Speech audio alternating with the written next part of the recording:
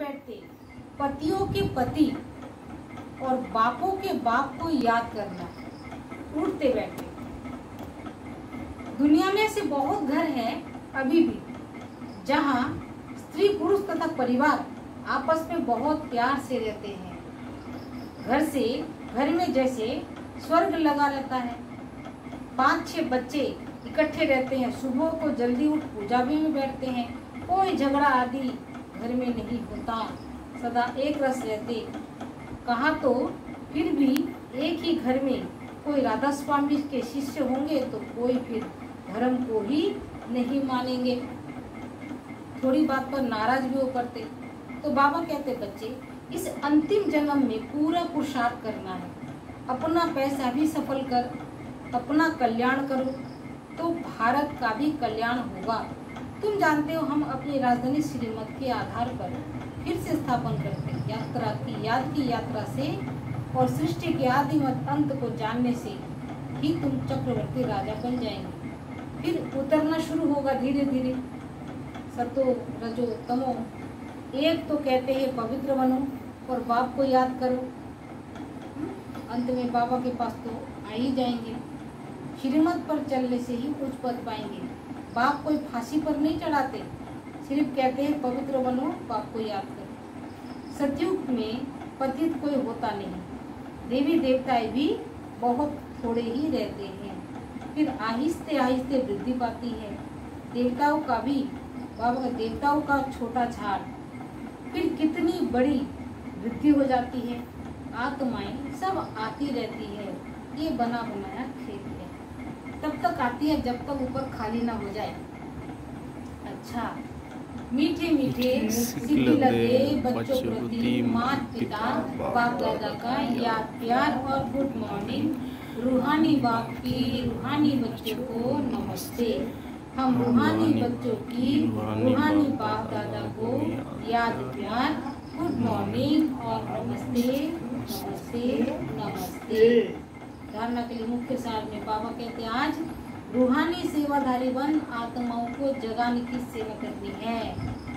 रूहानी सेवाधारी बन आत्माओं को जगाने की सेवा करनी है।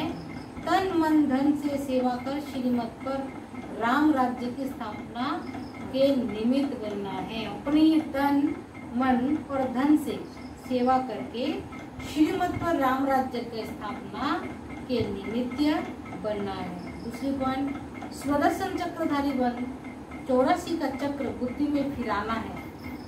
स्वदर्शन चक्रधारी बन 84 का चक्र बुद्धि में फिराना है। एक बाप को ही याद करना है, दूसरे कोई को याद न रहे। कभी किसी बात से तंग हो पढ़ाई नहीं छोड़नी चाहिए। आज का बाबा का मीठा वरदान, बाप और प्राप्ति की स्मृति से सदा हिम्मत उल्लास में रहने वाले एक रस अचल भव।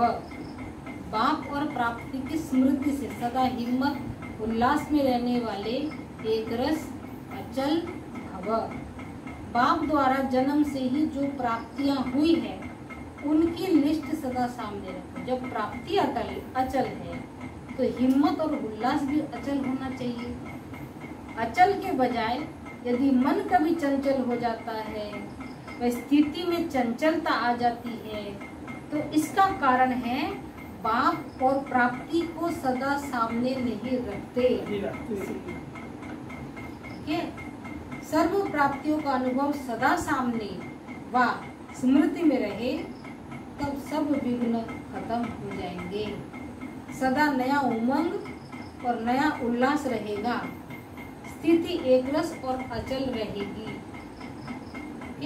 आज बाबा ने कहा कि बाबा और बाबा से मिली हुई प्राप्ति को सदा ही स्मृति में रखती है। क्या है प्राप्ति? बाबा ने हमें किस चीज की? सर्व खजानों की प्राप्ति कराई है। ज्ञान गुण शक्ति सब कुछ की कमाई बाबा के पास है। बाबा हमको खजाना वरदान के रूप में दिया है। कैसे बोलना है, शब्दों का खजाना, क्या देखना है, दृष्टि का खजाना, क्या सुनना है, श्रवण करने की क्षमता, ना, बाबा ने हर खजाना हमें दिया है।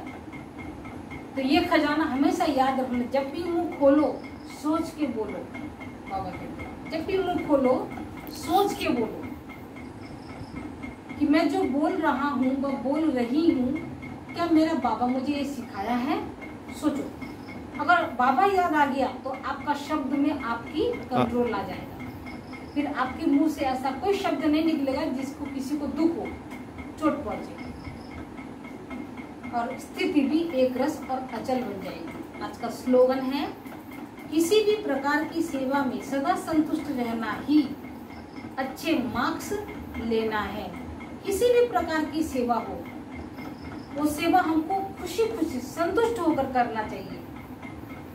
अगर हमको बर्तन मांजने की सेवा मिलता है तो भी खुशी, झाड़ू पोछा सफाई करने की मिलता है तो भी खुशी, कपड़े धोने धोबी जैसा काम करने की मिलता है तो भी खुशी, भाषण करने को मिलता है तो भी खुशी, अथवा किसी को बाबा का परिचय देने को मिलता है, अननोन पर्सन जो नहीं जानते हैं बाबा को, उनको बाबा करे तो भी खुशी खुशी सेवा करो और